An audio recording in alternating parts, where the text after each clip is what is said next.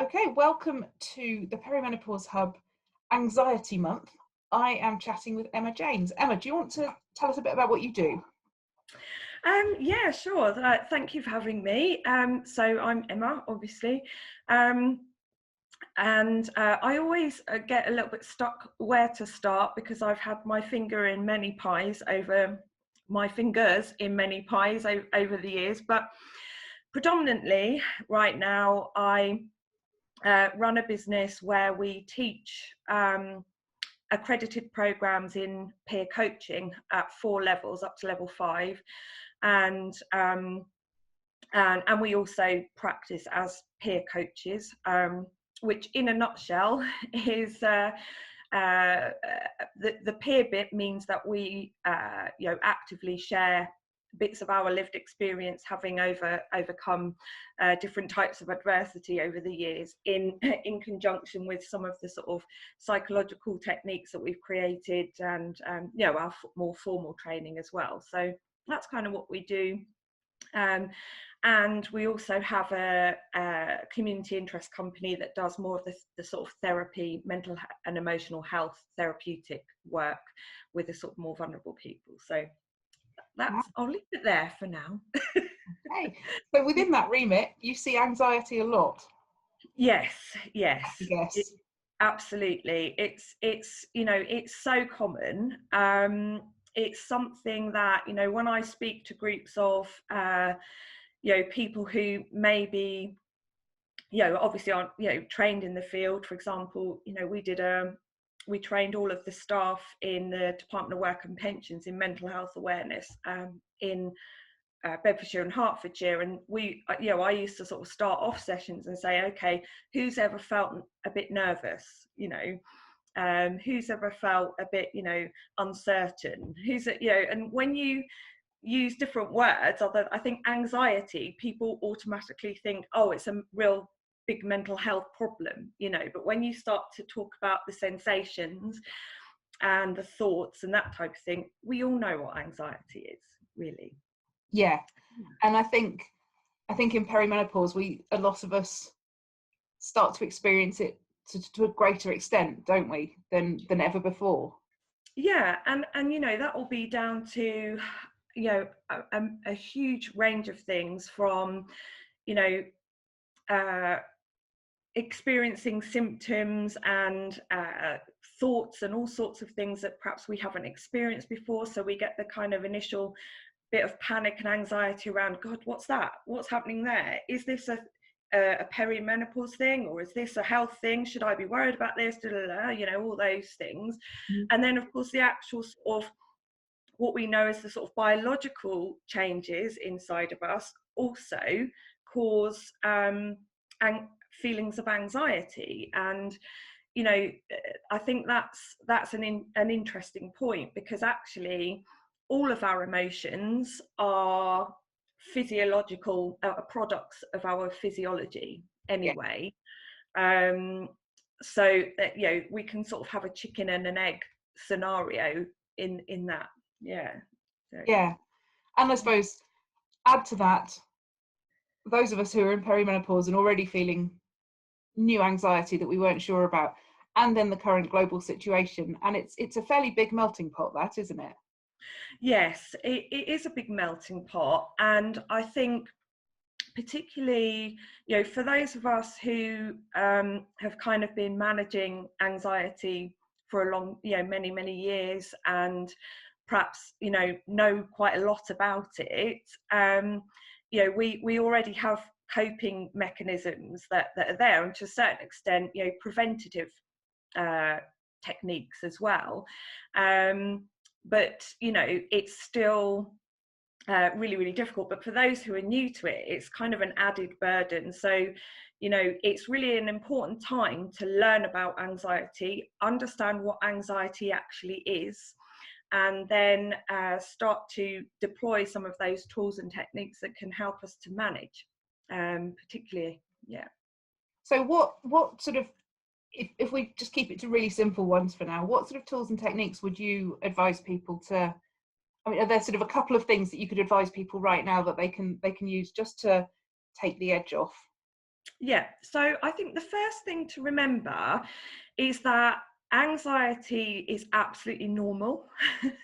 And I'm always very keen. We talk about this, the 3 A's of angst, and we cover anxiety, anger, and addiction. And those three things are actually things that we can't survive without. But it's the challenge that we have with them is when they go awry. So education is really, really important, and to understand that anxiety is simply part of our survival mechanism that is there to keep us safe. So it's almost, you know, we can start off by that. Okay, anxiety, I know you're here to help me, and I know you're here to keep me safe, but you know, kind of what's going on at the moment, you know, let's work on this together. And so, you know, in a nutshell, our amygdala in the brain, which is like in the oldest part of the brain, the emotional brain, is basically switched on all the time, looking around. You know, it's the only part of the brain that doesn't really sleep, you know, because when we were sleeping in fields or woods or caves or whatever, we needed to be able to wake up very quickly and then, you know, get away from danger. And of course, what I always say to people is, look, we've got the same body, the same physiology as we did 10,000 years ago. So we're almost, you know, in the 21st century, in the developed world, we don't have those kinds of dangers anymore. But the mechanism kicks off, even, you know, to a perceived threat, not just what actually is dangerous, but what we think might be dangerous. And of course, that can be related to our psychological patterns that we've developed from earlier on, where the amygdala is actually a pattern matcher. So it notices something in the environment and it goes, oh, we're in danger. And then it kicks off an entire physiological response. You know, it sends messages to the pituitary gland that via the hypothalamus, which then sends a message down to the adrenals that says, quick, we've got to send out all these chemicals, you know. And so our body goes into this response as if we're being chased by a T-Rex or a saber-toothed tiger or whatever, but we're sitting there, you know, at the dinner table, excuse me, going, what's this, you know. Yeah. And that's where we recognize the palpitations, the you know, the shaking, the panting, the sweating, you know, all of those sorts of things, and also the pale face. And we can feel quite faint, because literally what happens is the blood is sent to all of the bits of the body where it's needed, which is basically the limbs, and away from the brain. So the frontal cortex, which is the bit where we do our thinking, the thinking brain, normally it would be there and it would say, oh, you know, you know, is that a cat or is it a tiger? Oh, has the tiger eaten its dinner? Has its mouth, you know, is its mouth watering? Is it looking at me? You know, if we did that, if the thinking brain came down and did that, we'd be eaten.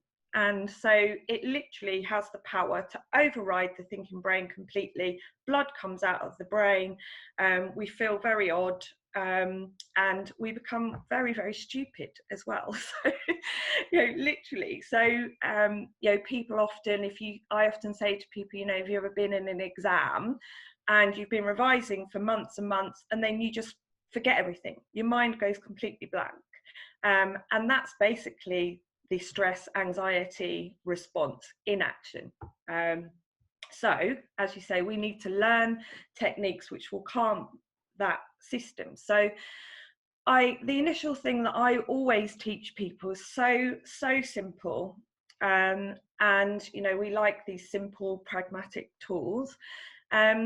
Basically the two branches of so that fight and flight is part of the autonomic nervous system that controls our automatic functions, breathing, heartbeat, digestion, all of those sorts of things. And there are two branches of that system, One is the sympathetic nervous system, which is the bit responsible for the fight and flight response. And the other is the parasympathetic nervous system, which does the opposite. It's the kind of calming and relaxation. So that's the bit that tells the chemicals to stop being produced. You know, it's okay, we're safe, we can calm. So what we need to do is learn how to switch off the sympathetic nervous system and switch on the parasympathetic nervous system. And the best way of doing that is in the breathing. And actually, I was listening to a cardiologist the other day who had recorded something on LinkedIn, basically advising people to do this right now.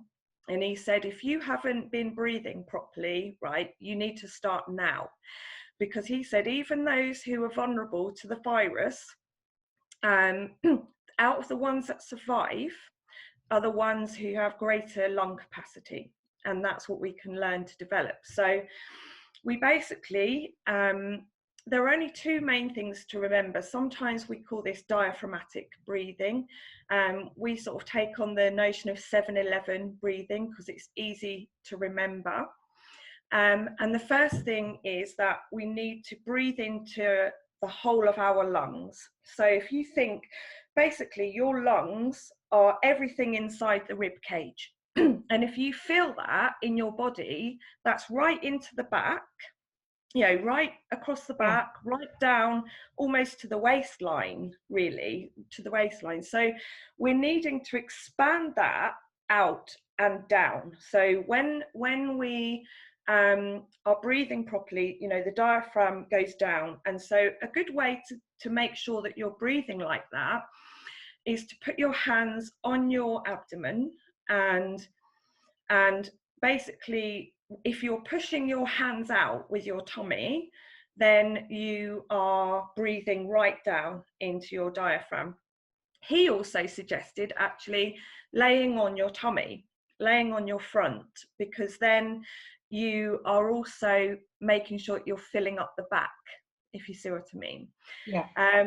So we want to be, rather than, you know, all hunched up like this, with shoulders down, 2 feet on the floor, hands on the abdomen, and then we're taking that really big deep breath in.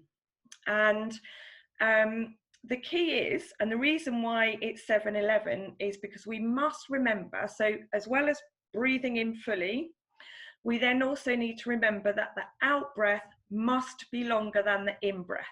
And that's what makes it work, basically. So you might not be able to count to 7 and 11 in your breathing, or depending what your lung capacity is. It's not seconds, by the way. It's you know, just a guide, really, to make sure that we're doing the in breath shorter than the out breath. So we're breathing in to 7 and out to 11, or as much out as you can do. If you see what I mean. So that's just really, really simple. Now, quite often people say to me, oh, I feel really dizzy doing that. And that's a sure sign that you haven't been breathing properly. So in the initial stages of practicing it, you might feel a little bit lightheaded because you're just not used to getting that much oxygen in. I think if I won't go into, I'm a bit of a nerd, so I do sometimes go into all of the science of why it works, and believe me, there are all sorts of geeky reasons why it works, to do with, you know, hemoglobin and carbon dioxide molecules and all those sorts of things. But, you know, trust me, right? Trust me, it works. And, you know, I've sometimes had clients who sort of say, what, just breathing in and out is going to cure my anxiety? Oh, yeah, all right, whatever, you know, and they go away, and I'll say, well, you know, we're not moving on till you've done this. so you know, and I've had someone come back to me, you know, after 6 months and say, oh, I had this terrible thing happen, and I was so anxious, I did the breathing, it works. And I'm like, you don't say. Oh my goodness. No. So you know, it really does. And the good thing about it, it's, you know, you don't have to, a lot of people, if you say the word meditation, you know, much as I love a bit of guided visualization and all that, you say the word meditation to some people, they go, oh God, you know, do I have to meditate? It's so boring, you know. And, you know, some forms of meditation I just do find extremely dull, if I'm honest. But you know, really, that's all you need to do. It's the breathing that's going to be the main thing that helps. So if you can just, you know, remember to breathe, you can either set aside particular time to do that breathing, or you can literally just, while you're doing the washing up, you're doing it whilst you're driving somewhere in the car. You know, it's not something, obviously I wouldn't recommend that people start doing, you know, mindfulness meditation whilst they're driving or something like that, but we can become conscious of our breathing. And, you know, I'm a singer and a trumpet player as well, so I pretty much breathe like that most of the time, anyway. So, you know, it becomes like any of these things, it becomes habit. So that would be my very first thing. I use it to help me at night when I can't sleep, and I know a lot of us have problems with our sleep during perimenopause, and particularly at this time. So if you're sort of getting a bit irritated and like, oh, tossing and turning, you know, just stop and breathe.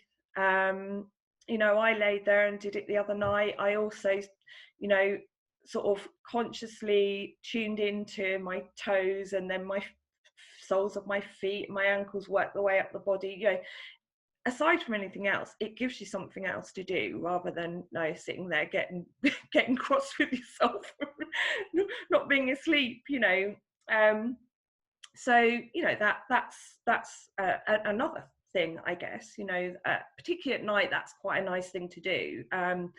Some people say, you know, scrunch up your muscles and then release them, that sort of thing. But I am very lazy.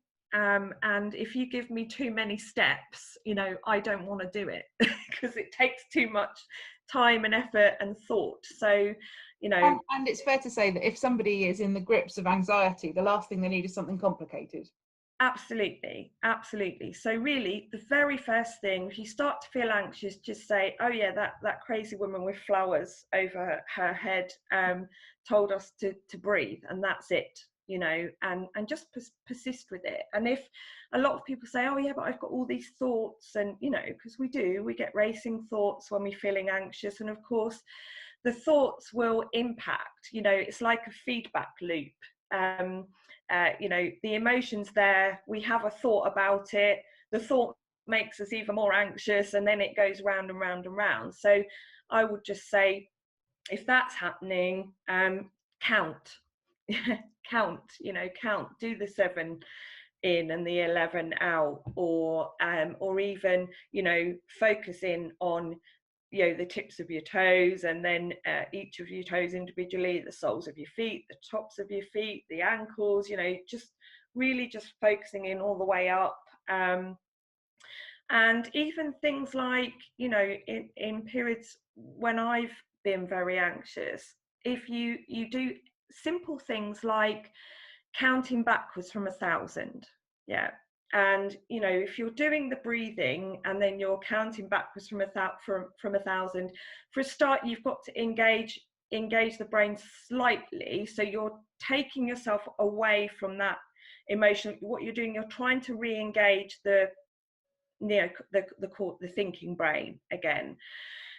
So you would start off by breathing and start counting backwards from 1,000, and 9 times out of 10, before I get to 800, I've dozed off, you know, because you can't panic and think at the same time. It's interesting, actually, now that you say that. Over the years, I've found swimming to be a really good way just to calm everything, because I always count my lengths. Yes. I always have the number of lengths I'm on, so I'm like 1, 1, 1, 1, you know, blah, blah, blah, 2, 2, 2, 25, whatever. And it's amazing that just you can't count lengths and panic. No. Can't. Absolutely. And you'll also be holding your breath quite a lot as well with that. And you know, another variation of the 7-11 is to breathe in for 4, hold for 4 and breathe out to 8 or something like that, or 4-8-4 or some variation of that, because it's again, I'm going to do a bit of geek now. The reason is because we actually need, you need carbon dioxide molecules in order for the oxygen to be released into the blood.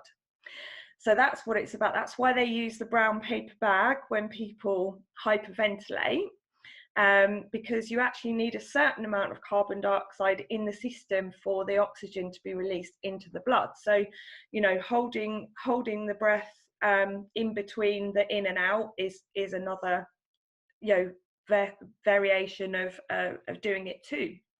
Yeah. Excellent. So there you go. So using a combination of what I've said and everything that you've said, basically, if people are panicking, they need to imagine they're swimming, right? Yes, yeah. Absolutely. Imagine you're swimming, unless you have a phobia of swimming pools. In which case, maybe don't. Okay, maybe we won't go down that route. Yeah. And just one other quick question with the breathing. So let's stick to the 7-11 for now. Would you encourage people to get used to doing that when they're feeling calmer, or just use it in times of anxiety? Yeah, I mean, it's absolutely best to practice this when you're not in the heights of, you know, your first panic attack.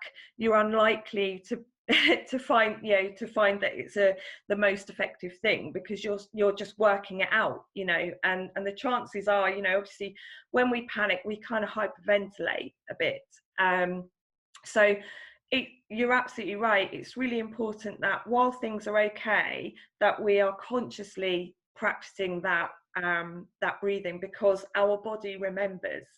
You know, it remembers it. And, you know, I've worked with people who will absolutely swear by it. You know, people who were almost in a constant state of panic, you know,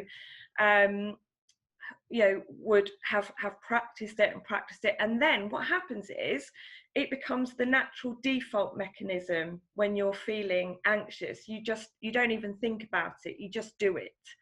And it works, you know, it really does work. So it's just a very simple tool. As I say, the simplest things are often the best, you know. And once you've mastered that and you can know how to get yourself calm quickly, then you can start to think about some of the you know, underlying causes of it. Maybe, you know, your beliefs, you know, belief system. What are your beliefs telling you? What's your self-talk doing? You know, because those are the sorts of things that can set it off as well, you know, particularly at the moment. Yes. Yeah. Yes. Yeah. So basically, everybody needs to go and start learning how to do 7-11 breathing, and then hopefully we'll all feel better in the long run. Yeah. Absolutely. It's we can get the whole world doing it, teaching everyone else. Brilliant. Let's do that. Yeah. Awesome. Thank you so much, Emma. Okay, no problem.